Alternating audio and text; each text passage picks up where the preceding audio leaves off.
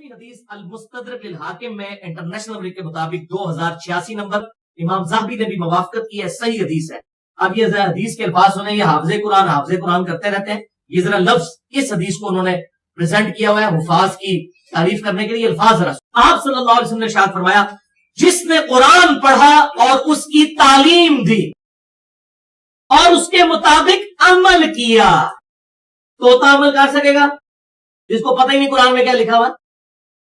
جس نے قرآن پڑھا، اس کی تعلیم دی اور اس کے مطابق عمل کیا، اس کے سر پر قیامت کے دن ایسا تاج رکھا جائے گا جس کی روشنی سورج کی طرح ہوگی، اور اس کے ماں باپ کو ایسا قیمتی لباس پہنایا جائے گا جس کے سامنے ساری دنیا کی شان و شوکت حقیر ہو جائے گی۔ والدین عرض کریں گے، اے اللہ یہ اعزاز کس سبب سے ہے؟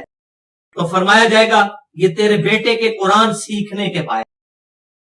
یعنی قرآن کی تعلیم سے مراد صرف حفظ نہیں ہے، جو بھی قرآن سیکھتا اور سکھاتا ہے وہ اس میں شامل ہے۔ جو صحیح بخاری میں حدیث ہے، بلغوا عنی ولو آیا، پہنچا دو میری طرف سے خواہ ایک آیت ہی تمہیں آتی ہو۔ یہ مولوی کہتا ہے کہ فلاں کے بعد ڈگری کی طرف، میں کہتا ہوں ڈگری تو آپ نے ہمیں دے دی ہے، تہاڈی مولویوں کی ڈگری کی ضرورت ہے، بریلوی دیوبندی اہل حدیث شیعہ دے، انہوں نے ڈگری کی ضرورت ہے۔ بلغوا عنی ولو آیا، ایک آیت بھی آتی ہو آگے پہنچا دو، تو ڈگری تو آپ نے دے دی ہے۔ آپ کو اگر سورۃ الفاتحہ کی 7 آیتیں آتی ہے تو آپ ڈگری ہے کہ 7 آیات آپ سکھا سکتے ہیں۔ یہ تو مولوی نے اپنا صرف روزی روٹی چلانے کے لیے، منوپلی جسے کہتے ہیں نا ہم انگلش میں، وہ قائم کرنے کے لیے لوگوں کا ڈگری ہے اور ان چکروں میں ڈال دیا۔ ادروائز آپ صلی اللہ علیہ وسلم نے ہمیں ڈگری دی ہے، بلغوا عنی ولو آیا، میری طرف سے پہنچا دو خواہ ایک آیت بھی تمہیں آتی۔ 11ویں حدیث جامعہ ترمذی میں 2914، سنن نبی داؤد میں 1464۔ یہ بھی حافظ قرآن کے لیے پیش کی جاتی ہے، لیکن ذرا اس کے الفاظ بھی ذرا آپ سن لیں۔ عربی میں الفاظ ہے، یقال لصاحب القرآن، قیامت والے دن قرآن والے سے کہا جائے گا۔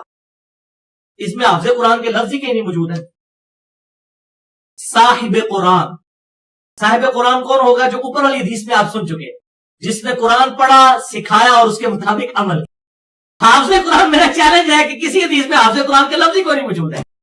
صاحب قرآن، جس نے قرآن پر عمل کیا اور قرآن کو سیکھا، لہذا اس کا صاحب قرآن کا ترجمہ کیا میں نے، قرآن والا۔ حامل اور عامل قرآن سے کہا جائے گا، قرآن پڑھتا جا اور چڑھتا جا، ترتیل کے ساتھ آہستہ آہستہ پڑھتا جا، جس طرح تو دنیا میں پڑھا کرتا تھا۔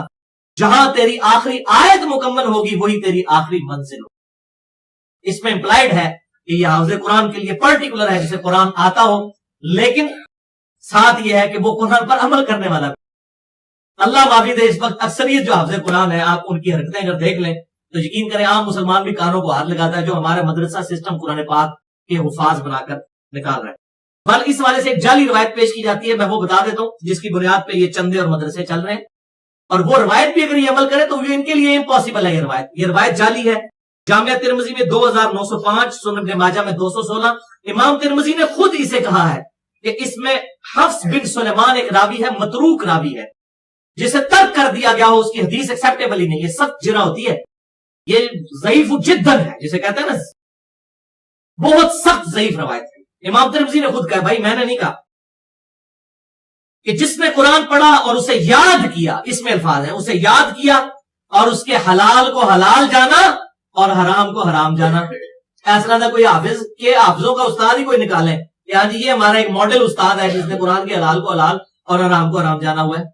تو یہ روایت صحیح بھی ہوتی تو ان کے کام کی نہیں، کیونکہ اس قسم کے حافظ کی پروڈیوس ہی نہیں کر سکتے۔ جس نے قرآن پڑھا اور اسے یاد کیا اور اس کے حلال کو حلال اور حرام کو حرام جانا، تو اللہ تعالیٰ اسے جنت میں داخل کرے گا، اور اس کے اہل خانہ میں سے 10 ایسے افراد جن پر دوزخ واجب ہو چکی ہوگی، اس کی صفات سے ان کو بھی جنت میں لے جایا جائے گا۔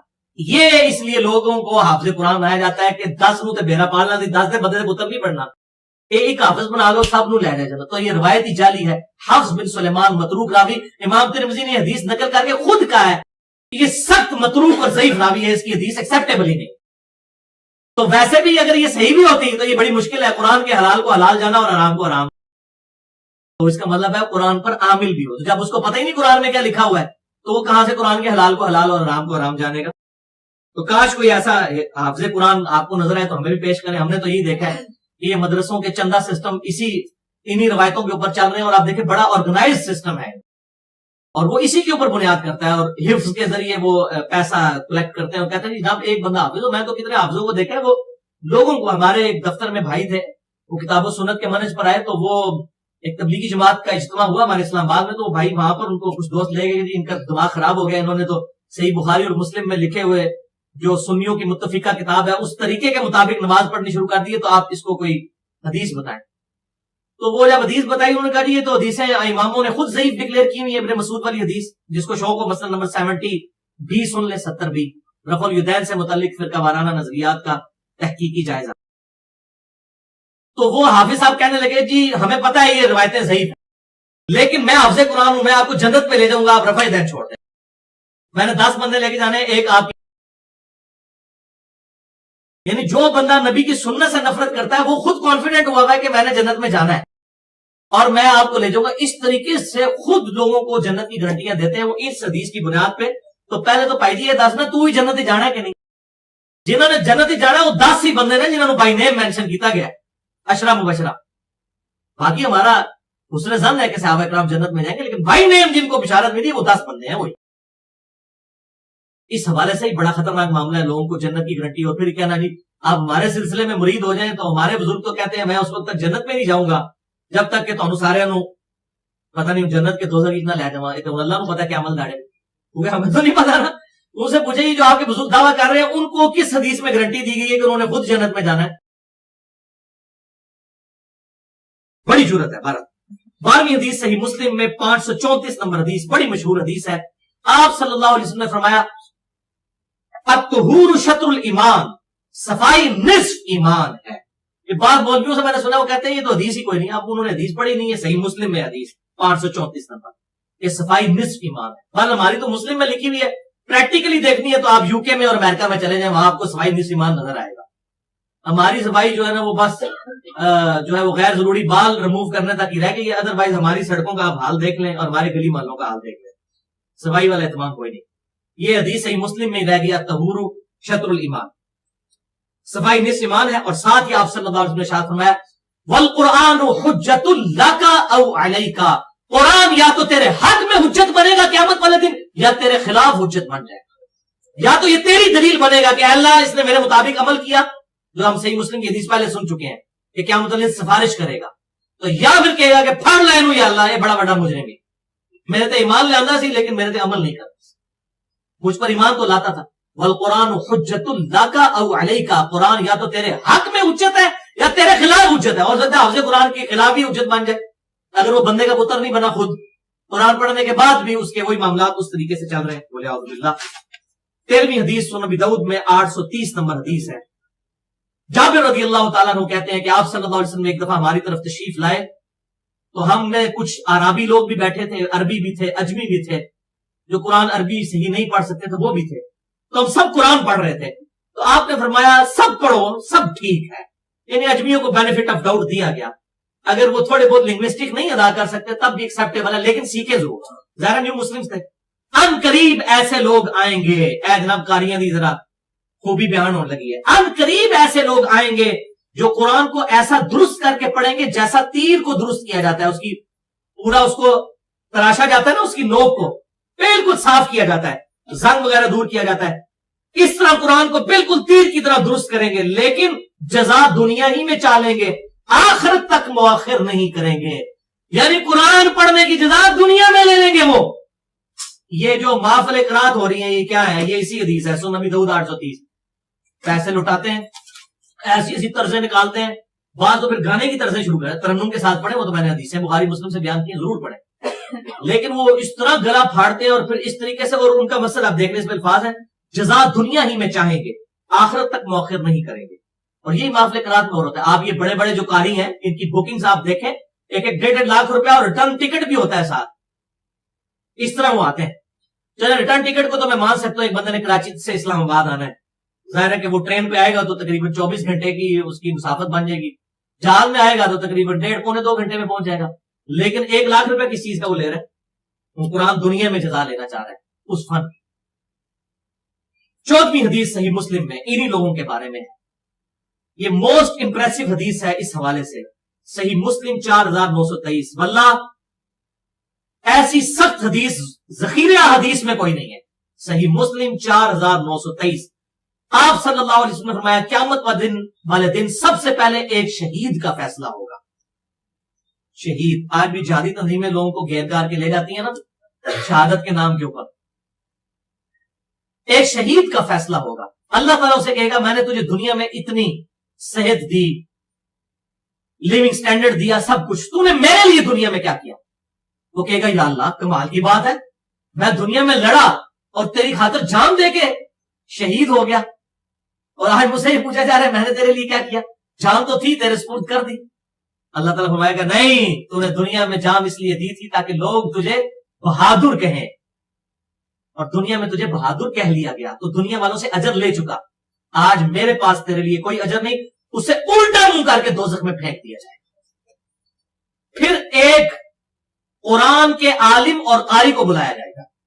یہ جناب فضیلت آ رہی ہے, اس کو اللہ تعالیٰ کہے گا تجھے اتنا کچھ دیا تھا, تو نے میرے لیے کیا کیا؟ تو کہے گا یا اللہ میں نے قرآن سیکھا, میں نے لوگوں کو سکھایا, اور میں نے بڑی تلاوتیں کی, تجھے تو پتہ ہے بڑی بڑی محفل قرات میں نے گلے پھاڑ پھاڑ کے ایکو ساؤنڈ کے اوپر تلاوتیں بھی کی. یہ لازہ بات ہے کہ پبلک کو نہیں پتا, لیکن تجھے تو پتا ہے لاکھ روپیہ لیا تھا. یہ بریکٹس میں ہے ساری بات. اللہ تعالیٰ فرمائے گا تو نے دنیا میں قرآن کا علم اس لیے حاصل کیا تاکہ لوگ بڑا علامہ تجھے کہیں, اور تو نے تلاوت اس لیے کی کہ لوگ تجھے قاری سمجھیں. تو دنیا والوں نے تجھے اجر دے دیا. اتنے بڑے بڑے القاب, قطب الاقطاب, شیخ الحدیث, شیخ القرآن, قاری القرآن, استاذ القرآن, اتنی لمبے لمبی دمیں جو ہیں وہ تیرے نام کے ساتھ دنیا میں لگ گئی اشتہاروں کے اوپر. ہونے تھے ہم لینا ہے, تو میرے پاس کوئی اجر نہیں تیرے لیے, دنیا میں تجھے اجر مل چکا. اسے الٹا منہ کر کے گھسیٹتا ہوا دوزخ میں ڈال دیا جائے. یہ جناب حافظ قرآن اور علماء کا یہ حشر قیامت والے دن ہونا ہے. اللہ ماشاءاللہ جو اہل حق ہیں ان کی بات نہیں کر رہے, لیکن آپ نے پوچھنا نہیں وہ کون ہے, مجھے بھی نہیں پتا.